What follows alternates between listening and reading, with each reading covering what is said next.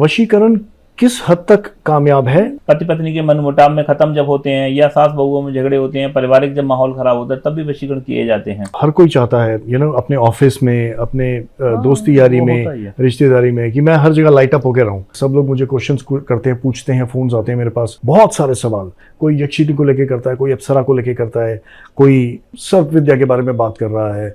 और खास तौर से तंत्र की शक्ति अगर प्राप्त होती है व्यक्ति को, ठीक बात, तो वो उसका दुरुपयोग ही करता है। हमारे हिंदू शास्त्रों में जितनी चीजों का अन्य लोगों का विवरण मिलता है वो सारे होते ही हैं। बड़े बड़े उच्च कोटि के सिद्ध जो होते हैं वो सब गए हुए हैं। मैं खुद भी कई लोगों में गया हुआ हूँ। मान लीजिए कि एक साधक है, उसके पास 1.5 फुटिया है, नेताजी का कोई काम करवा रहा है, वो चिंगाड़ रहा है, बहुत चीख सुनाई पड़ रही है या कुछ। ये जो आपने अभी बोला कि मंदिर में देवियां नहीं है, योगिनियां ज्यादा हैं, तो वहां शक्तियां चिल्ला उठती थी कि मुझे सामने हनुमान दिख रहे हैं। कोई भी शक्ति आपके ऊपर ना अटैक करेगी ना कुछ करेगा, क्योंकि भैरव तो वहीं पकड़ के कूट देगा उसको। अच्छा दोस्तों, अनसीन विद माहिर पॉडकास्ट में आपकी सेवा में हमेशा मैं उपस्थित रहता हूँ। हर बार कुछ ऐसी नई चीजें लेकर आता हूँ जो कि दुनिया की सोच से एकदम परे है। ये जानकर आपको खुशी होगी कि आज हमारे साथ स्टूडियो में आपके फेवरेट हरीश तांत्रिक जी मौजूद हैं, और मैं उतना ही उत्साह के साथ उनका स्वागत करता हूं। हरीश जी, बहुत बहुत स्वागत है आपका स्टूडियो में।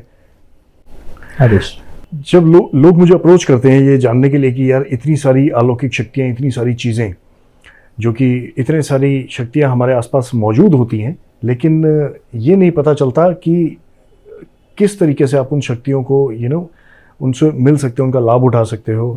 वो सब चीज़ें जब हम देखते हैं तो बहुत अचंभित हो जाती है दुनिया। और सारे के सारे साधक, सब लोग मुझे क्वेश्चंस करते हैं, पूछते हैं, फ़ोन्स आते हैं मेरे पास कि यार ये हरीश तांत्रिक जी से हमें मिलवा दिया जाए। हरीश तांत्रिक जी बहुत डिमांड में है, हरीश तांत्रिक जी ने इतना कुछ सिखाया, इतना कुछ समझाया है, अभी उस चीज़ को हासिल करने का क्या तरीका है और क्या क्या चीज़ें हैं जो कि हमें ज़िंदगी को बेहतर बनाने के लिए हेल्प कर सकती हैं। बहुत सारे सवाल, कोई यक्षिणी को लेकर करता है, कोई अप्सरा को लेकर करता है, कोई सर्प विद्या के बारे में बात कर रहा है। तो कई ऐसी चीज़ें थी जो मैंने भी अभी तक आपसे बात की नहीं है उस बारे में। बहुत सारी ऐसी बातें मेरे साथ साधकों की जब होती हैं तो मैं एक्चुअली हैरान रह जाता हूँ ये सब देख के कि और क्या क्या चीज़ें हैं जो कि इतनी ज़्यादा मौजूद है हमारे आसपास, जिसके बारे में हमें पता नहीं है, हमारा एक्सेस नहीं है वहाँ तक। तो मैं आपसे जानना चाहूँगा कि कृपा करके हमारा एक बार फिर से मार्गदर्शन कीजिए, हमें बताइए कि और क्या है ऐसा जो हम टर्म्स सुन रहे हैं, सर्प विद्या के बारे में सुन रहे हैं। क्या सर्प विद्या जो हम फिल्मों में देखते थे, क्या वो सब वाकई एग्जिस्ट करता है? देखिए, तंत्र में बहुत सारी चीज़ें होती हैं। वैसे तो हमारे ऋषि मुनि जो हैं आदिकाल से ही तंत्र को या भूतों को, प्रेतों को या इस तरह की जो शक्तियां हैं उनकी पूजाएं करते चले आ रहे हैं। हाँ जी। हम हजारों साल से उन शक्तियों से काम ले रहे हैं और हिंदुस्तान के लगभग हर घर में पूजा पाठ होता ही है। वो किसी न किसी शक्ति का होता ही है। वो देवी हो सकती है, देवता हो सकता है, और कुछ लोक देवता वगैरह भी होते हैं, जैसे गोगा जाहरवीर वगैरह हो गए, राजस्थान में सबसे प्रचलित देवता हैं। हाँ जी, हाँ जी। बहुत ज्यादा उनकी सेवा पूजा होती है। तो इस तरह से बहुत सी ऐसी शक्तियां हैं जो कुछ एरिया वाइज भी बैठी हुई हैं, उनकी पूजा पाठ होता ही है और ये हजारों साल से सिलसिला चला हुआ है। अगर तंत्र पूरे तरीके से झूठ ही होता, अगर ये सारे भूत या प्रेत सिर्फ कल्पना मात्र ही होते, तो ये हजारों साल से नहीं चल रहा होता। सही बात है, क्योंकि इसमें बहुत से लोग पढ़े लिखे होते हैं, बहुत से इंटेलिजेंस लोग होते हैं। ऐसा नहीं है कि सारे मूर्ख हों या गंवार हों या अनपढ़ लोग हों। ट्रू, पढ़े लिखे लोग भी इसमें चलते हैं, पूरा मानते हैं। देवी देवताओं की उपस्थिति जिस तरीके से होती है उसी तरीके से भूत प्रेतों की होती है, उसी तरीके से परियों और अप्सराओं की होती है। वाह। अब कोई ये कहे कि मैं शिव जी को तो मानता हूं पर शिव जी की बारात में गए भूत प्रेतों को नहीं मानता हूं, तो वो एक तरह से शिव जी की ही सत्ता को नकार रहा है। सही बात है, क्योंकि शिव जी की बारात में सारे भूत प्रेतों का व्याख्यान आता है कि शिव जी की जब बारात गई तो उसमें भूत या प्रेत गए, बहुत तरह की शक्तियां, इतर योनियां सारी उनमें गई, देवी देवता वहां पे गए। तो अगर कोई इनको शिव जी को मान करके इनको नकारे तो भी गलत है, और इनको नकार करके तो ऐसा समझो कि जैसे वो शिव जी की सत्ता पे सवाल उठा रहा है। ठीक बात है, ठीक बात है। तो तंत्र में हमेशा से शक्तियां मौजूद रही और हमेशा से रहती हैं। सबसे ज्यादा सवाल जो मेरे पास मुझे लोगों ने किया वो था यक्षिणी साधना को लेकर। उन्होंने कहा कि यार मुझे ये बताओ, मैं ये जानना चाहता हूँ कि यक्षिणी या अप्सरा, ये दो चीज़ें जो है, इनको सिद्ध करते वक्त ऐसा क्या है जो कि मुझे इनको सिद्ध करके ही मैं इनका लाभ उठा सकता हूँ? क्या मैं इनके बारे में, इनके लिए कोई संकल्प भी ले सकता हूँ? क्या मैं किसी और के थ्रू पूजन करवा सकता हूँ? क्या तब भी मुझे फल मिलेगा? नहीं, देखो, अप्सराओं की साधनाओं का इस तरीके से कोई ऑप्शन नहीं होता है कि आप किसी दूसरे के थ्रू पूजा करवा लीजिए। ये तंत्र है, यहाँ पर जैसे कहते हैं कि अपने आप ही अपने मरे स्वर्ग ही दिखता है, यानी कि खुद मरेगा आदमी तभी उसको स्वर्ग देखेगा। True. तो तंत्र में भी ऐसा ही होता है कि जब तक आप खुद ही साधना नहीं कर लेते, जब तक आप स्वयं ही सिद्धियां नहीं कर लोगे, तब तक आपको कुछ भी प्राप्त नहीं होगा।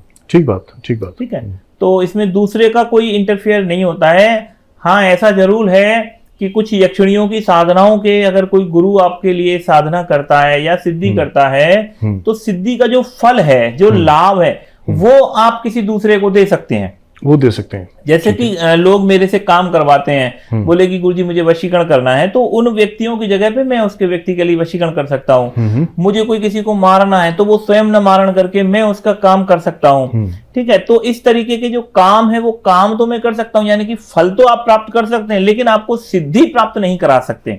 ऐसा नहीं है कि आप अप्सरा सिद्ध कर लो, वो पॉसिबल नहीं है कि आप प्रेत के लिए मैं साधना करूं आपको प्रेत सिद्ध हो जाए, वो पॉसिबल नहीं है। प्रेत मेरे ही पास आएगा, मैं ही उसके वचन करूंगा, सिद्ध वो मेरा ही काम करेगा। समझ गया। ट्रांसफर जो है तंत्र में शक्तियों का होता नहीं है, ना हम करते हैं ना हमारा कोई और करता है, तो ट्रांसफर एकदम पूरी तरीके से होता ही नहीं है। यानी सिद्धि ट्रांसफर नाम की जो हम लोग चीजें सुनते आ रहे हैं वो एग्जैक्टली वैसा कुछ नहीं होता। ऐसा कुछ भी नहीं होता, ऐसा कुछ नहीं होता। तो इस चीज को सब लोग ध्यान में रखें कि सिद्धि ट्रांसफर नाम की चीज नहीं होती।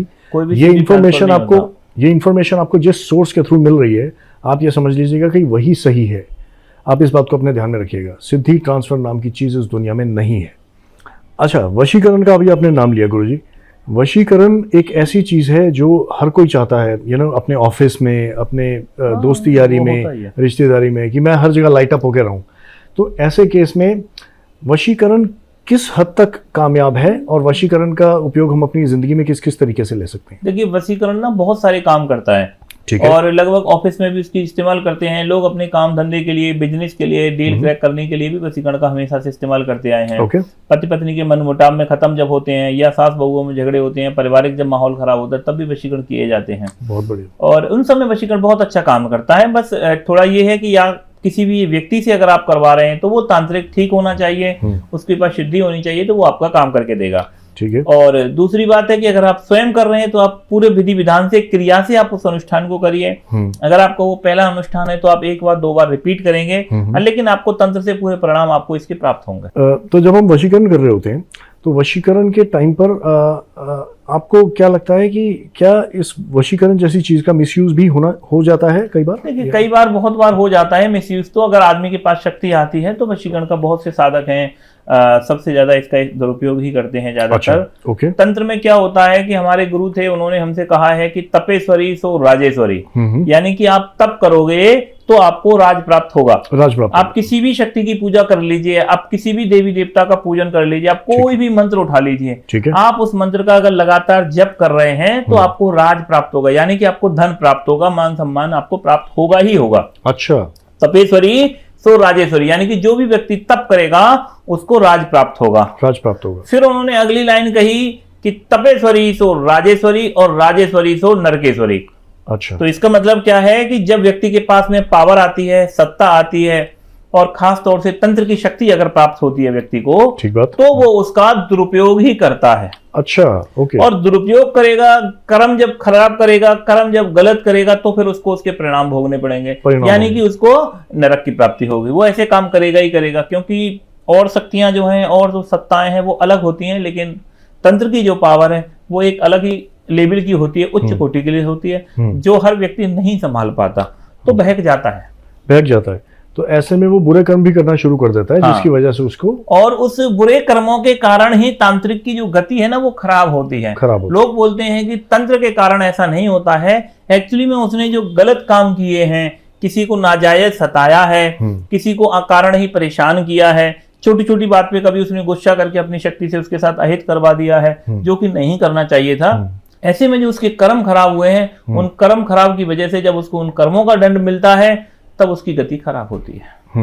वो होता है, यानी कि अपने कर्मों का फल तो इंसान को सबको ही भोगना पड़ता है। सबको भोगना है। कर्म अगर सही रखे जाएं और अपने ऊपर कंट्रोल रखा जाए, तो तंत्र बहुत अच्छी चीज है, बहुत बेहतर चीज है। तंत्र से अच्छा इस दुनिया में फिर कुछ है ही नहीं। वाह, बहुत अच्छी चीज है, बहुत प्यारी चीज है तंत्र। यानी ऊपर वाला तंत्र को बुरा नहीं मानता, लेकिन तंत्र का जो उपयोग है, अगर वो दुरुपयोग होता है उसको बुरा मानता है। केवल साधक के ऊपर है। जैसे बंदूक जो होती है, रिवॉल्वर जो होती है, वो अगर सही हाथों में जाएगी तो वो उससे रक्षा करेगा, गलत हाथों में जाएगी तो वो मर्डर करेगा। अकारण मर्डर कर रहा है तो बंदूक को भी लोग बोलते हैं कि ये गलत है। बिल्कुल ठीक नहीं तो एक्चुअली ऐसा होता नहीं है। अच्छा, योगिनी जो है, बहुत बार हम नाम सुनते हैं, कई बार यक्षिनी और योगिनी में लोग कंफ्यूज हो जाते हैं। योगिनी कैसे डिफरेंट है यक्षिनी से, और योगिनी एग्जैक्टली कहाँ से आई और कैसे उनको साधा जा सकता है और इस्तेमाल किया जा सकता है अपनी ज़िंदगी को बेहतर बनाने के लिए?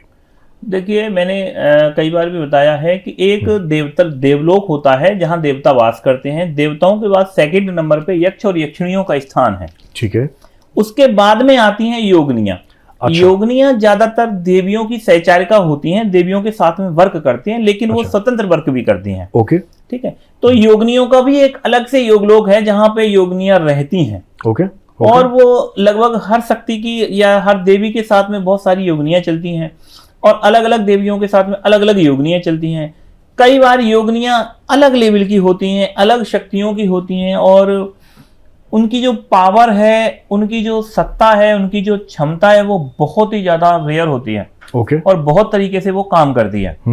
योगनियां जो होती हैं ना, उनकी शक्तियां अलग होती हैं। तो यक्षिणियों में और योगनियों में लगभग काम में तो सभी का सेम रहता है, समान रहता है। हर शक्ति जो है, कोई भी यक्षिणी हो या योगनी हो या जैसे अप्सरा हो गई, सभी शक्तियां साधक को धन देती हैं। सबसे पहले जो हमारी सबसे नीड है, जो हमारी सबसे पहली प्राथमिकता है, धन प्रदान करना। ये बिना मांगे देती थी? ये बिना मांगे लगभग कोई भी शक्ति दे देती है। उनका आशीर्वाद आया तो यहाँ आपके धन की समस्या खत्म होनी स्टार्ट हो गई। अभी जैसे कि मेरे एक शिष्य है, उसको भी गंधर्व सिद्ध हुआ है। अच्छा जी। हाँ, तो गंधर्व से जब हमने उससे पूछा कि धन की प्राप्ति के लिए पूछो कि वो क्या करेंगे, कैसे क्या वो करेगा, तो गंधर्व ने कहा है कि जब तुम्हारी दोस्ती मेरे से हो ही गई है, यानी कि गंधर्व अगर तुम्हारा दोस्त है तो तुम्हारे पास श्री भी आएगी, यानी कि धन आएगा ही आएगा, उसके लिए आप बेफिक्र रहिए। अच्छा। हाँ, तो बोला कि कहाँ से आएगा, कैसे आएगा? बोले कि इसकी आपको चिंता नहीं करनी है। गंधर्व अगर आपका दोस्त है, वो अपने स्वयं के लिए बोल रहा है कि गंधर्व अगर आपका दोस्त है तो आपके पास श्री तो स्वाभाविक रूप से आएगी। ठीक है, धन प्राप्त होगा ही होगा। बहुत बढ़िया। तो ऐसे ही योगनियां हैं, यक्षिणियां हैं, अप्सराएं हैं, अगर कोई भी इनको साध लेता है, इनको पूर्ण सिद्ध कर ले, या ये अप्रत्यक्ष रूप से भी सिद्ध हो जाएं, तो भी ये साधक को बहुत विपुल मात्रा में धन प्रदान करती हैं, मान सम्मान प्रदान करती हैं। घर गृहस्थी परिवार में जो बहुत ही छोटी छोटी या माइनर जो चीजें होती हैं वो सारी खत्म ही हो जाती है लाइफ से, और जो बहुत बड़ी दिक्कतें, बहुत परेशानियां होती हैं वो भी खत्म कर देती हैं। मतलब इससे फर्क नहीं पड़ता कि आप किस रूप में सिद्ध कर रहे हो, बस ये कि उनका आशीर्वाद आपको मिल जाए। बस आप उनको किसी भी तरीके से, यक्षिणियां योगनियां ज्यादातर माँ के रूप में भी सिद्ध हो जाती हैं, पत्नी प्रेम का रूप में भी सिद्ध हो जाती हैं, लगभग किसी भी रूप में ये शक्तियां सिद्ध हो जाती हैं। ठीक है। अप्सराएं विशेष रूप से पत्नी या प्रेम का रूप पसंद करती हैं, दोस्त के रूप में भी वो सिद्ध हो जाती हैं। ठीक है। खास तौर से जैसे साधकाएं हैं, यानी कि कोई लड़की अगर कोई साधना कर रही है अप्सरा की, तो वो अपने फ्रेंड के रूप में इजीली उनको सिद्ध कर लेती है। ओके। दोस्त के रूप में, सहेली के रूप में वो सिद्ध हो जाती हैं। उसी हिसाब से इनके परिणाम प्राप्त होते हैं, सभी धन देती हैं। पारिवारिक जो पहली प्राथमिक हमारी नीड है उसकी सभी पूर्ति करती हैं। अच्छा, तो जो बेसिक नीड्स हैं, सबसे पहले जितनी अलौकिक शक्तियां हैं उसके ऊपर काम करती हैं, आपकी जिंदगी को बेहतर सबसे पहले आपका जीवन जो है वो बेहतर करेंगी, आपके जीवन को उत्थान करेंगी। आपके काम बिगड़े हुए हैं, पहले उन्हें सुधारा जाएगा। कई साल, 5 साल 10 साल से कोई काम अटका पड़ा हुआ है, तो पहले उन कामों को ठीक किया जाता है। उसके बाद में धीरे धीरे शक्तियां अपना वर्क पूरा असर दिखाती हैं। वाह, कई ऐसी शक्तियां और साधनाएं हैं जिसके बारे में इन दिनों मैं सुन रहा हूँ, जैसे सर्प विद्या या सर्प लोक भी कोई होता है। क्या ये वाकई होता है, मतलब जो हम फिल्मों में देखते हैं? नहीं, देखिए, मतलब सभी लोग होते ही हैं। हमारे यहाँ जितना हमारे हिंदू शास्त्रों में जितनी चीजों का अन्य लोगों का विवरण मिलता है वो सारे होते ही हैं। बड़े बड़े उच्च कोटि के सिद्ध जो होते हैं वो सब गए हुए हैं। मैं खुद भी कई लोगों में गया हुआ हूँ। हाँ, हम लोग खुद अपने नागलोक में, परियों के लोक में या अप्सराओं के लोक में, यक्षिणियों योगनियों के साथ, प्रेतों के साथ, जिन्नों के साथ हम बहुत जगह घूमे हैं। मेरे बहुत से सैकड़ों ऐसे शिष्य हैं, वो भी घूमे हैं।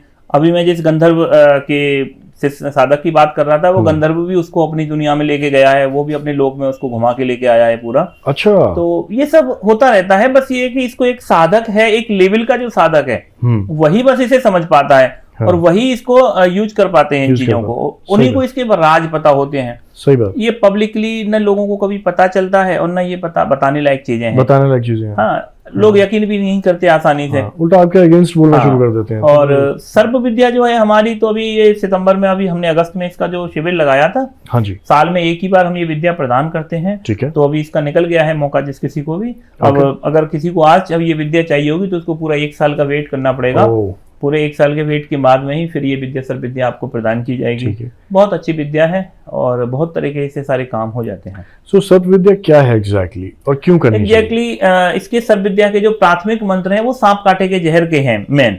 जिसके कारण इसको सर्प विद्या नाम दिया गया है। ठीक है। दूसरा, इसमें तंत्र की सारी विद्याएं हैं, मतलब अगर आज मेरी बात करें तो आज मेरा लगभग 60-70% काम जो है सर्प विद्या से होता है। अरे वाह। मेरी जो शक्ति है 70% तक शक्ति मेरी सर्प विद्या से है। ठीक है। सर्प विद्या में कुछ ऐसे मंत्र हैं, जब काली आपके पास खड़ी हो, भैरव आपके पास खड़ा हो, और जब वो किसी काम के लिए मना कर दें कि नहीं ये काम मैं नहीं कर पा रहा, ठीक है, तो ऐसे काम भी सर्प विद्या के मंत्रों से फूंक मारने से ही सिद्ध हो जाते हैं। वाओ।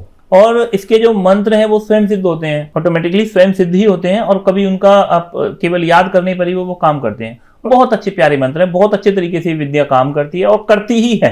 करती ही है, मतलब कि आपको इसके लिए स्पेशली सिद्ध करने के लिए कुछ, इसके लिए आपको मेहनत करने कुछ नहीं करना, कुछ नहीं करना, मतलब वो मंत्र है जिसको याद भी हो गया तो भी काम करेगा, तो भी काम करेगा वो पूरा।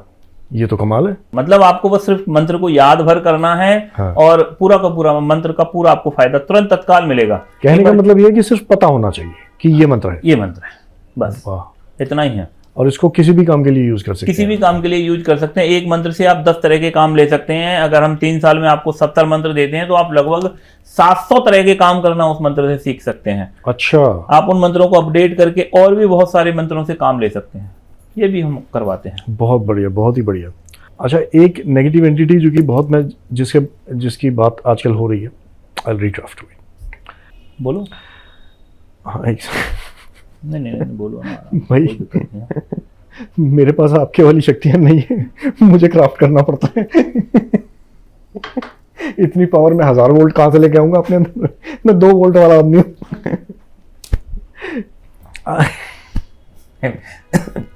पिछली बार मैं वहां पे शूटिंग के लिए गया था। मैं एक मिनट बंद करके दोबारा स्टार्ट करता हूँ, रिकॉर्ड अटक गया मेरा। अच्छा गुरुजी, एक नाम मैं बहुत ज़्यादा सुन रहा हूँ इन दिनों, वो है डेढ़ फुटिया। डेढ़ फुटिया एक ऐसा विचित्र टॉपिक बन चुका है इंटरनेट के ऊपर जो फ्लोट हो रहा है। लोगों को ये समझ में नहीं आ रहा, और मुझे ऐसा लगता है कि बहुत ही मिसगाइड किया जा रहा है। मुझे ये समझ में नहीं आता एग्जैक्टली उसका बर्थ कैसे हुआ, कहाँ से आया, कैसे रखा जाता है उसको, एटसेट्रा एटसेट्रा। बहुत सारे सवाल हैं मन में, कृपा करके थोड़ा सा मार्गदर्शन कीजिए कि एग्जैक्टली ये होता क्या है। देखो, डेढ़ फुटिया जो है वो एक भूत या प्रेत होते हैं ना, उसी तरह से एक शक्ति है। शक्ति है, हाँ, लेकिन वो बहुत ज़्यादा शक्तिशाली होती है। अच्छा, ओके। डेढ़ फुटिया उसे इसलिए कहा जाता है कि उसकी जो हाइट है वो लगभग इतना 1.5 फुट के आसपास ही रहती है। ठीक है, ठीक है ना। ठीक है। उसमें 2-3 प्रकार के और 1.5 फुटिया पाए जाते हैं। एक 2.5 फुटिया भी होता है जिसमें लगभग उसकी हाइट 2.5 फुट की होती है। एक 3.5 फुटिया होता है जो 3.5 फुट तक की हाइट का होता है। ओके, ठीक है। ये सभी 1.5 फुटिया में ही आते हैं, प्रकार हैं इसके केवल। Okay, okay. और ये सबसे थोड़ी गंदी, थोड़ी डरावनी और खतरनाक कह सकते हैं इसे, और बहुत ही ज्यादा ये शक्तिशाली होता है। अच्छा। ये कुछ भी काम करने के लिए जाना जाता है। मतलब कि 1.5 फुटिया का मतलब है कि बहुत ही ज्यादा शक्तिशाली सिद्धि, कि अगर कोई भी चाहे तो कि हमें माहिर को यहाँ से मथुरा भेजना है तो बिना टिकट पहुंचे तो वो बिना टिकट ही उठा के वहां पहुंचा देगा। तो इसके तो बहुत फायदे हैं। कहीं पर इसका सबसे ज्यादा इस्तेमाल 1.5 फुटिया किया जाता है जो आजकल नोटों की चोरी हो रही हैं। नोटों के गोदाम कहीं पर रखे हुए हैं, किसी का ब्लैक में बहुत पैसा रखा हुआ है, उस ब्लैक पैसे को वहां से चोरी करवाने में 1.5 फुटिया का सबसे ज्यादा इस्तेमाल किया जाता है। अच्छा, ओके।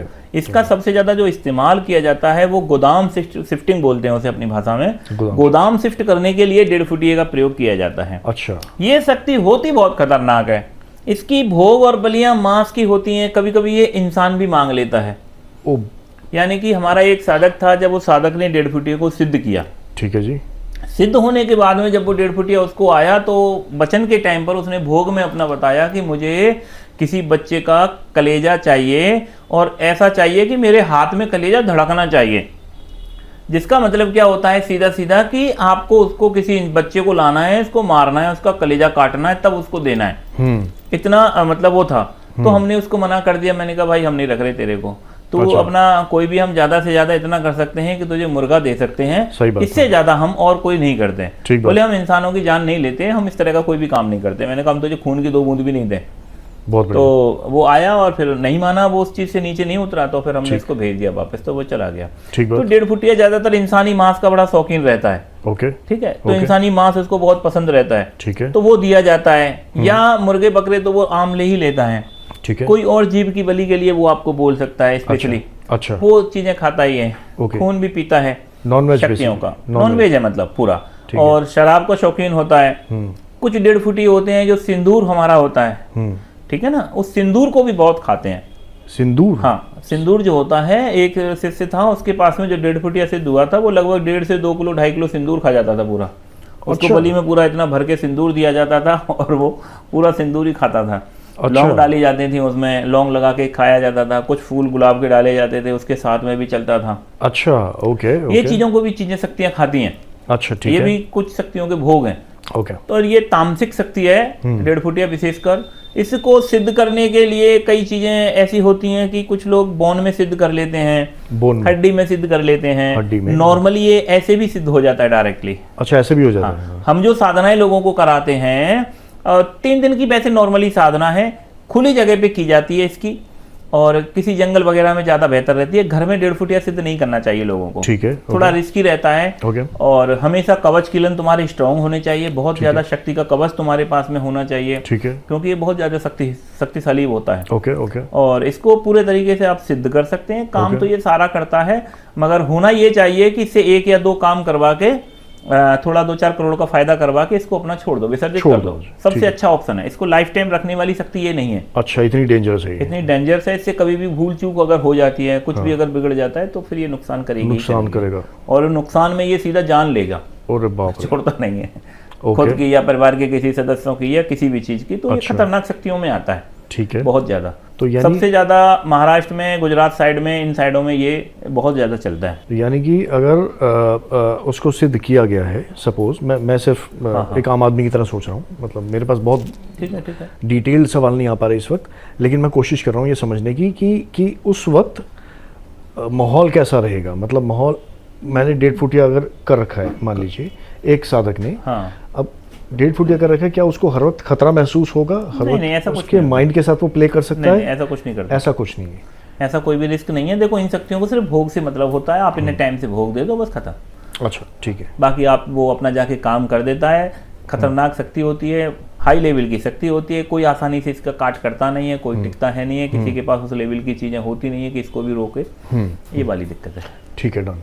ओके, मान लीजिए कि एक साधक है, उसके पास 1.5 फुटिया है, ठीक है। अब वो किसी सज्जन पुरुष, किसी नेताजी का कोई काम करवा रहा है, तो 1.5 फुटिया से हमें इजाज़त मांगने की ज़रूरत होती है हमेशा, जैसा कि आपने बताया। नहीं, वो चलता भी है। वो आज से आदेश दे करके भी काम करवाए जा सकते हैं, ऐसा कुछ नहीं है। आदेश देके मतलब फोर्सफुली काम कर सकते हैं। अच्छा, ठीक है। देखो, ऐसा है ना, इन चीजों के लिए 1.5 फुटिया केवल वही इसको रख सकता है जो उसके ऊपर हुकूमत चला सके। हाँ, उतना आदमी के अंदर दम होनी चाहिए, उतना आदमी के अंदर पावर होनी चाहिए, उसकी विल पावर होनी चाहिए कि 1.5 फुटिया खड़ा हो या कोई भी शक्ति खड़ी हो, उसको आदेश दे सके, कंट्रोल कर सके, डरे ना, निडरता से एकदम वहां पे जम के बैठा रहे। ये मैं सुनना चाह रहा हूं। होता है कि अगर वो चिंगाड़ रहा है, बहुत चीख सुनाई पड़ रही है या कुछ भी और आवाज आ रही है, तो वहां पे अपना बैठ के दम करके उसको बोल दे, डांट दे। तो ये इतर योनियों की शक्तियां जितनी हो ना, उनको जरूरत पड़ने पे डांटा जाता है। अच्छा, ठीक है, ठीक है। तो शक्तियां फिर ठीक से अब काम कर जाती है, उन्हें समझ में आ गया कि हाँ, आज हमारा बाप बैठा है। समझ गया। तो अच्छा, ऐसा रहता है इनका। तो यानी कि 1.5 फुटिया जो अगर कभी अग्रेसिव हो जाए, जिसको बोलते हैं उग्र हो गया अगर, हाँ, तो ये तो नुकसान कर सकता है, उसके नुकसान कर सकता है। बाकी तो अगर तो ऐसे कालिया भैरव के साधक हो, अपना इष्ट हो, तो वो कंट्रोल रहती है, हाँ। तो अगर बटुक भैरव की साधना कर रखी हो, तो क्या आप सिक्योर्ड फील करते हो? हाँ। किसी भी साधना में उतर सकते हो फिर आप? किसी भी साधना में। तो भैरव जो है रक्षा के बहुत बड़े देवता हैं, बहुत बड़े देवता है। रक्षा के लिए बहुत बड़ी अच्छी शक्ति मानी जाती है। रक्षा के लिए, यानी शुरुआती दौर में जब कवच और कीलन और हम ये सब कर रहे होते हैं, तो उस टाइम पे भैरव या बटुक भैरव जैसी सिद्धि अगर कर ली जाए, तो दैट मीन्स आप प्रोटेक्टेड फील करोगे हमेशा। बहुत बढ़िया। और जरूरत पड़ने पर कोई भी खतरा हुआ तो आप उसका इस्तेमाल कर सकते हो और बाहर निकल सकते हो। अगर तुमने भैरव की साधना पहले से सिद्ध कर रखी है, तो कोई भी शक्ति आपको नुकसान पहुंचाएगी ही नहीं, क्योंकि भैरव आपके साथ में हमेशा अंग संग रहेगा ही। भैरव आपका काम मतलब रक्षा सुरक्षा करेगा ही। कोई भी शक्ति आपके ऊपर ना अटैक करेगी ना कुछ करेगा, क्योंकि भैरव तो वहीं पकड़ के कूट देगा उसको। अच्छा, वहीं पकड़ के मार लगा देगा। अच्छा, मुझे ये सब चीजें नहीं पता थी, तो मुझे जान के बहुत अच्छा लग रहा है। भैरव को तो इसीलिए जाना जाता है कि कभी हमने एक मंत्र दे रखा है मुंजा का, उस मुंजे के मंत्र में वही है कि अगर मुंजा नहीं आता है तो उसको भैरव जी पीटे। ओह हाँ, अच्छा। काल भैरव ने मार लगाई, वो मंत्र में लाइन ही ऐसी दे रखी है, तो पिटने के डर से भी जल्दी आ जाता है वो मुंजा हमारा। वाह। मुंजा का जो मंत्र है उसमें वही है, ना आए तो काली की दुहाई, काल भैरव ने मार लगाई। अरे बाप रे। तो काली की दुहाई देके अगर नहीं आता है तो काल भैरव पीट भी देते हैं। अच्छा आता है वैसे, उस स्थिति तक नहीं पहुंचने देते, इनको पिटने का डर अपना रहता है। रहता है। बहुत बढ़िया। अच्छा, मंत्र जब बनाए जाते हैं तो क्या कॉन्सेप्ट होता है उसके पीछे? किन किन तरीकों से मंत्र को क्राफ्टिंग के टाइम पे ध्यान रखा जाता है? क्या करें? मंत्र तो बहुत अलग तरीके से, मंत्र के लिए ना पूरा मंत्र का पूरा विज्ञान पढ़ना पड़ता है, मंत्र का पूरा साइंस समझना पड़ता है कि मंत्र आखिर में काम कैसा कर रहा है, मंत्र चल कैसा रहा है, मंत्र में बीज कौन है, मंत्र की व्याहृतियां क्या है, मंत्र में बहुत सी चीजें ऐसी होती हैं जिनको देखा जाता है, फिर देवता देखा जाता है, फिर तामसिक है या सात्विक है, और किस तरह से मंत्र को हमें यूज करना है, काम के हिसाब से बनाना है या किस हिसाब से हमें बनाना है, बहुत सी चीजें उसमें दे रखी हैं। ठीक है। हमने मंत्र कैसे बनाए जाते हैं उसके हमने अपने टेलीग्राम जो ग्रुप्स हमारे चलते हैं उनमें लगभग हमने 5-6 महीने में पूरा एक एक करके धीरे धीरे करके हमने उसका पूरा विस्तार से सारा विवरण दिया गया है। बहुत बढ़िया। तांत्रिक मंत्रों को कैसे बनाए जाते हैं या सावरी मंत्रों को कैसे लिखा जाता है, उनमें आन कैसे लगाई जाती है, शपथ या सौगंध कैसे, मैं उदाहरण सहित हमने पूरा दिया हुआ है। अच्छा अच्छा, मतलब ये एक बार में बताया नहीं जा सकता, ये एक बार काफी में लंबी बताने वाला कहानी है। बहुत लंबा कॉन्सेप्ट है, व्याहृतियां ही बहुत लंबी हो जाती हैं। जैसे नमः हो गया, कहाँ किस मंत्र में नमः आएगा, कहाँ किस मंत्र में स्वाहा आएगा, एक मंत्र को कैसे दूसरे मंत्र में बदला जा सकता है, राइट। नॉर्मली मंत्र से कार्य मंत्र को कैसे उसको बदला जा सकता है, तो बहुत सी चीजें होती हैं। अच्छा, एक साधक कब अपने आप को गुरु मान सकता है? इसमें कोई योग्यता वो नहीं है। नॉर्मली तो अगर आपका गुरु आपसे बोल देता है तो आदेश ले लीजिए गुरु से, आप गद्दी ले ली और गद्दी कराइए, चलाइए। अच्छा, अपना। हम जैसे गुरु पूर्णिमा पे गद्दियां देते हैं लोगों को, ओके, आशीर्वाद देते हैं और अपना ध्यान रखते हैं, चलता है सारा, सभी लोग शिष्य बनाते हैं। बहुत बढ़िया। ठीक है, तो यानी गुरु के आशीर्वाद से आप इसको आगे बढ़ा सकते हैं। गुरु फैसला करता है कि हाँ ठीक है आप योग्य हो। अच्छा, एक बहुत ज़रूरी चीज़ जो मैं आपसे पूछना चाहता था, मेरे पास एक कॉल आया था एक सज्जन पुरुष का कि लोना चमारन उनको बहुत दिखना स्टार्ट हो गई हैं। अब मुझे ये नहीं पता कि लोना चमारन क्या होती हैं और कहाँ से आती हैं, कैसे सिद्ध कर ली उन्होंने, मुझे वो डिटेल्स नहीं पता है। मैं सिर्फ एक आम आदमी की तरह ये जानना चाहता हूँ कि एग्जैक्टली लोना चमारन क्या चीज़ है, कहाँ से आई, कैसे ये शक्तियाँ प्रज्वलित हो जाती हैं, अचानक से लेटअप होती हैं और दिख जाती हैं लोगों को, कैसे होना स्टार्ट होता है? देखो ऐसा है, लोना चमारिन जो है तंत्र में बहुत ही फेमस, बहुत ही चर्चित एक देवी की तरह पूजी जाती है। अच्छा, देवी है? हाँ, ये देवी नहीं है। किसी समय पे लोना चमारिन नाम से एक लेडीज थी, अच्छा जी, जिसने मंत्रों की बहुत ज्यादा सिद्धियां की हुई थी। अच्छा, हाँ, ओके। और उसको बहुत ज्यादा सिद्धियां प्राप्त थी। ठीक है। एक समय पर लोना चमारिन ने बहुत ज्यादा इस दुनिया में अपना, जैसे बोल सकते हैं कि नाम, अपना परचम लहराया उस समय, और उसकी मरने के बाद में लोगों ने उसकी भी साधनाएं सिद्ध की। और लोना चमारिन के नाम से बहुत लंबा तंत्र बना हुआ है, बहुत से मंत्र क्रियाएं हैं, उसकी बहुत सी काम्य प्रयोगों में लोना चमारिन का प्रयोग किया जाता है। कई मंत्र विद्याएं लोना चमारिन की दी हुई आज हम लोग यूज करते हैं, हम भी यूज करते हैं। अच्छा, तो हम लोग लोना चमारिन की साधना भी करवाते हैं, जो प्रत्यक्षीकरण की भी हो सकती है, या कुछ काम भी ऐसे हो सकते हैं जो लोना चमारिन के दिए हो सकते हैं। तो जब प्रत्यक्षीकरण होता है तो ये प्रत्यक्षीकरण कुछ ऐसे ही होता है कि जैसे आप और मैं आमने सामने बैठे हैं? हाँ बिल्कुल, ये या प्रत्यक्षीकरण का यही मतलब है। कुछ धुएं जैसा कुछ दिखता है? नहीं, धुएं जैसा नहीं होता। धुएं के रूप में केवल खबीस है वो दिखता है। अच्छा, बाकी की शक्तियां फेस टू फेस, रूबरू, जैसे स्थूल शरीर जो होता है, हाँ, उसी तरीके से आपको दिखाई देती हैं। अच्छा, मान लीजिए आप किसी के यहाँ गए, अब वहाँ 2 तो रहते हैं लोग वहां पर, ठीक है, और 2 कोई प्रेत रहते हैं, ठीक है, तो आपको जब दिखता है तो वो बिल्कुल उतना ही रियल दिखता है जैसे? हाँ, जितना आपको देखते हैं उतना ही रियल तांत्रिक को सारी चीजें दिखती हैं, वही तांत्रिक होता है। अगर शक्ति ही नहीं दिख रही है तो फिर तांत्रिक ही काय का है। तांत्रिक होने का मतलब है कि कहीं पर भी कोई भूत है या प्रेत है या नॉर्मली निम्नयोनी अगर कोई है, वहाँ पे चुड़ैले हैं, जैसे हम लोग कभी घूमने जाते हैं कहीं जंगल वगैरह में, हाँ, खास तौर से जमीन के धन के काम के लिए लोग मुझे लेके जाते हैं। हाँ जी, हाँ जी। तो उस काम के लिए हम लोग जाते हैं, तो वहाँ पे बैठी हैं शक्तियाँ जो भी होती हैं वो सब हम देख लेते हैं। वाह। नॉर्मली हम किसी जब मंदिर में जाते हैं तो वहाँ पे हम लोग मूर्ति पे हमारा फोकस नहीं होता, मूर्ति में जो भी शक्ति वहाँ बैठी होती है हम डायरेक्टली उसे ही देखते हैं और उसी से ही हमारी वार्तालाप होती है। अच्छा, हाँ, हम लोगों का मूर्ति पूजाएं नहीं होती, हम लोग सीधे डायरेक्ट जो भी कोई शक्ति वहाँ होती है हम उसी से ही कनेक्शन जोड़ते हैं, उसी से ही बातचीतें होती हैं। ठीक है, तो ऐसे में फिगर आउट अपने आप कर लेते हैं कि हाँ ये शक्ति है और ये ह्यूमन है, पता लग जाता है? नहीं, ह्यूमन नहीं, वो तो सारा दिखता ही है ना, पूरा क्या पहना हुआ है, कहाँ बैठा हुआ है। अच्छा, पूरा उससे पूछते हैं, वो बता देता है मैं क्या खाता हूँ, क्या पीता हूँ, मेरा फेवरेट क्या है, 2-4 चीजें पूछते हैं शक्तियों से, बस दिखती हैं शक्तियाँ। अगर हम कभी भी मंदिर में या कहीं भी नई जगह पे जाते हैं तो ज्यादातर मंदिरों में देवियां नहीं है, योगिनियां बैठी हुई हैं। अच्छा, योगिनी बैठी हुई है। अच्छा, ये लोना चमारिन को भी एक योगिनी का दर्जा दिया गया है, ये भी योगिनी की तरह ही पूजी जाती है। Okay okay okay.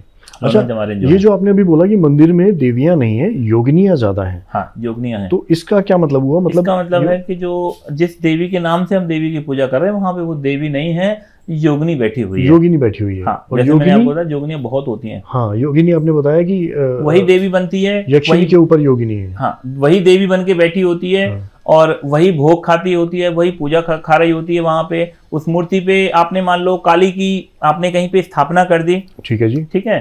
अब काली वहां पर नहीं आती है, ठीक है। वहां पे काली की कोई जोगनी आती है जो काली बन के वहां बैठी होती है। अच्छा। वो उसका अपना भोग खा रही होती है। उस मूर्ति पे जो भी लोग चढ़ावा दे रहे हैं, उस मूर्ति की जो पूजा कर रहे हैं, उसके जो भी दे रहे हैं कुछ, वो सारा पूजन वो योगिनी स्वीकार करती है और वही अपने भक्तों की इच्छाओं को पूरा करती है। अच्छा, ओके। हाँ, ओके, इसका कोई नुकसान नहीं है ना? मतलब नहीं, इसका कोई नुकसान नहीं है, सिस्टम ही ऐसा चल रहा है। सारा सूक्ष्म जगत का जो सिस्टम है वो ऐसे ही वर्क करता है। अच्छा। आज जो हनुमान जी हमें दिख रहे हैं, तो किसी भी हनुमान का जो मंदिर है या मूर्ति है, उसमें हनुमान साक्षात जो हनुमान, ऐसा हनुमान जो कभी राम जी के साथ थे, वो हनुमान जो कभी मतलब रावण के साथ में जिसने कभी लड़ाइयां लड़ी, या रामायण में जिस हनुमान का हम जिक्र सुनते हैं, या अंजनी का जो लाल है, वो यहाँ होता ही नहीं है किसी मंदिर में। वो नहीं होते। अच्छा, वो यहाँ पर किसी भी मंदिर में नहीं होते हैं। ठीक है, ठीक है। वहां पर केवल हनुमान के नाम से उसका कोई गण या उसका कोई दूत वहां बैठा होता है। वही हनुमान बना हुआ है, वही अपनी भोग लेता है, वही पूजाएं लेता है और वही अपने भक्तों की इच्छाओं को पूरा करता है। ठीक है। बड़े बड़े मंदिरों में यही हाल है।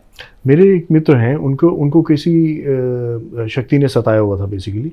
तो वो जब एक बहुत जाने माने हनुमान मंदिर में गए किसी के सजेस्ट करने पर, तो वहाँ उन्होंने ये पाया कि और लोग जो अपनी पीड़ा का समाधान लेने के लिए आए हुए हैं, तो वहाँ शक्तियाँ चिल्ला उठती थी कि मुझे सामने हनुमान दिख रहे हैं। तो यानी वो जो हनुमान दिख रहे होते हैं वो एक्चुअली वो दूत हैं, दूत हो रहे होते हैं। और नहीं, एक्चुअली में उन्हें आप हनुमान मान सकते हैं। ये तो मेरे को थोड़ी नॉलेज ज्यादा है। हाँ जी, बिल्कुल। तो मैं आपको ये बता रहा हूँ, दुनिया उसी को हनुमान मानती है और वही आपके लिए हनुमान है। समझ गया। वो आपके लिए दूत नहीं है। दूत हम इसलिए कह रहे हैं कि हमें थोड़ी नॉलेज ज्यादा है। हमें ये पता है कि आप उसे अंजनी का लाल नहीं है, अंजनी का लाल नहीं है वो। अगर आप उससे माँ का नाम पूछते हैं तो वो अपनी माँ का नाम कोई और बताएगा, कोई और बताएगा। वो व्यक्ति है जो कभी जिंदा था इस धरती पर। अच्छा, ओके। मर गया है, हनुमान का कभी भक्त रहा होगा, मरने के बाद उसका गढ़ बन गया, गढ़ बनने के बाद में वो वह हनुमान बन के अपना भोग खा रहा है, भोग पूजा ले रहा है, एक्सेप्टेबल है, वो पूरा हर चीज को स्वीकार करता है। बहुत बढ़िया। अब तक हम लोगों ने बहुत डिटेल्ड बातें की हैं और मैं ये जानना चाहता हूँ कि आप लोगों के मन में जितने भी सवाल आ रहे हैं, हमेशा की तरह अपना प्यार बरसाते चाहिए। चलिए, गुरु जी को खूब सारा प्यार दीजिए और खूब सारा ज़रूरतमंदों तक इस वीडियो को पहुँचाएं।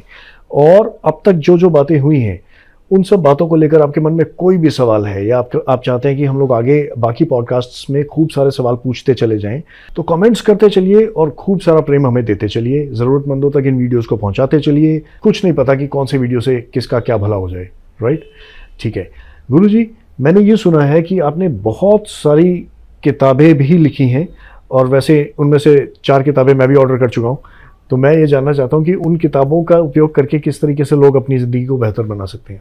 हाँ, देखिए, हमने लगभग अब तक 11 पुस्तकों को लिखा हुआ है। 11 पुस्तकें? हाँ, 11 पुस्तकें मेरी लिखी हुई हैं। और तंत्र का एक अब तक ना सिलेबस नहीं कहीं पे लिखा गया था, मैंने तंत्र का सिलेबस लिखा है। ये सत्य है। ये पहली बार इस दुनिया में हो पाया है, क्योंकि तंत्र को इतना गहराई से नहीं कोई जान पाया, ना कोई इसको समझ पाया। और बहुत सी चीजें जो एक्सेप्टेबल हैं, हर आदमी एक्सेप्ट नहीं करता, नहीं कर पाता। अब तक क्या रहा है कि कोई अगर राम की पूजा कर रहा है तो वो राम की पूजा कर रहा है, कृष्ण को एक्सेप्ट नहीं कर रहा। बिल्कुल ठीक। काली की पूजा कर रहा है तो वो भैरव को एक्सेप्ट नहीं कर रहा, एक्सेप्ट नहीं कर पा रहा। बिल्कुल ठीक। तो एक व्यक्ति जो है, एक साधक एक की तो साधना कर रहा है पर वो दूसरे को एक्सेप्ट नहीं कर रहा। या अगर कोई बंदा हिंदू है तो वो मुस्लिम तंत्र को एक्सेप्ट नहीं कर रहा है। बिल्कुल ठीक बात है। ईसाइयों के यहाँ भी तंत्र अच्छा चलता है, उनकी शक्तियों को एक्सेप्ट नहीं हो पा रहा है। तो इन तरह से जो नियम थे, या यूपी का बंदा है वो बिहार की शक्तियां नहीं चला रहा, बंगाल की शक्तियां नहीं चला रहा, छत्तीसगढ़ की शक्तियां नहीं चला रहा, मराठी शक्तियां नहीं चला रहा। तो हमने क्या है कि हमने हर चीज को स्वीकार किया, हर चीज को जाना, हर चीज पे हमने काम किया। हमने गुजरात में चलने वाली शक्तियों पे भी काम किया, छत्तीसगढ़ में चलने वाली शक्तियों पे काम किया, आसाम में, बंगाल में, जहां जहां जो तंत्र फैला पड़ा था उस सारे तंत्र को हमने एक बार में अपने पास इकट्ठा किया। और हमें अपने जीवन से अनुभव और जो तजुर्बा हमें प्राप्त हुआ, हमें हमारी शक्तियों से जो ज्ञान मिला, वो सारा मैंने इन किताबों में दिया। मैंने वो सारा ज्ञान पुस्तकों में दिया।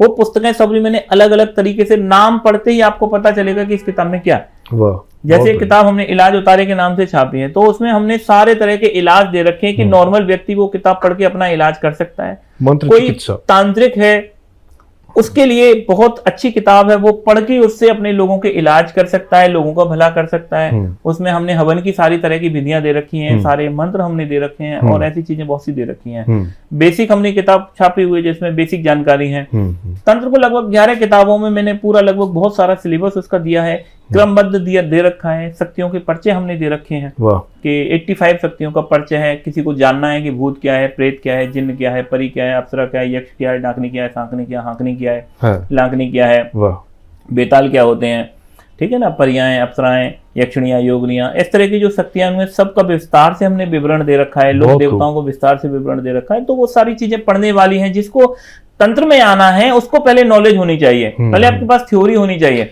बिल्कुल ठीक बात है। पहले आपके पास नॉलेज होनी चाहिए, पहले आपके पास ज्ञान होना चाहिए, जिससे कि आप अपने जीवन में सही फैसला कर पाएं कि मुझे प्रेत करना चाहिए या खबीस करना चाहिए कि डेढ़फुटिया करना चाहिए। सही बात। लोगों को पता ही नहीं है कि बावड़ा भूत होता क्या है, तो उसके परिणाम भी फिर उसके हानिकारक हो जाते हैं कभी कभी, अगर हम अनजाने में कर डालते हैं कुछ। सही बात है, सही बात है। तो हमने किताबें लिखी हैं। सबसे खुशी की बात यह है कि जिस कोर्स को समझने के लिए, जिस चीज़ को समझने के लिए, जिस अध्यात्म को समझने के लिए सारे साधक यहाँ वहाँ भटकते रहते हैं, उनके पास सवालों के जवाब नहीं मिल पाते, कोई सही जेन्युइन आदमी नहीं मिल पाता, उसको किताबों में उतार कर एक सोसाइटी के प्रति बहुत बड़ा एक जन कल्याण का काम किया है हरीश तांत्रिक जी ने। और सबसे बड़ी बात यह है कि इतनी इमेंस नॉलेज, जो ये 40 साल का तजुर्बा है, जो इतना डेकेड्स का तजुर्बा है, उसको किताबों में उतार कर हम लोगों तक पहुंचाना, ये अपने आप में बहुत ही काबिल तारीफ़ है। इसमें बहुत एफर्ट्स लगे हैं, बहुत सारी ऐसी चीज़ें हुई हैं जो कि बार बार इंसान गिरता है, बार बार उठता है, बहुत सारी ऐसी चीज़ें होती हैं, प्रॉब्लम्स आती हैं, एटसेट्रा एटसेट्रा। आज वो सारी किताबें ईजीली आपके लिए अवेलेबल हैं अमेज़न के ऊपर। So if you wish to have them, जितने ज़रूरतमंद हमारे साधक हैं प्यारे प्यारे, सारे के सारे जो ज़्यादा से ज़्यादा नॉलेज गेन करना चाहते हैं, आज ही ऑर्डर कीजिए और अपनी ज़िंदगी को आसान बनाइए। हमें अपना प्यार देते चलिए, इस पॉडकास्ट को ज़रूरतमंदों तक शेयर करते चलिए, बहुत सारा हमें प्रेम दीजिए, शेयर कीजिए, सब्सक्राइब कीजिए और हमें आगे बढ़ने में सपोर्ट कीजिए। आप भी अध्यात्म में आगे बढ़िए, हमारे साथ जुड़िए और जितने लोग हमारे साथ जुड़ना चाहें, will be more than happy to welcome all of them. ठीक है, thank you so much Harish Tantrik ji. हम बहुत आभार व्यक्त करते हैं आपके, कोटि कोटि नमन आपका कि आप समय निकाल के हमारे पास आए हैं। बहुत बहुत धन्यवाद आपका। ठीक है, आदेश।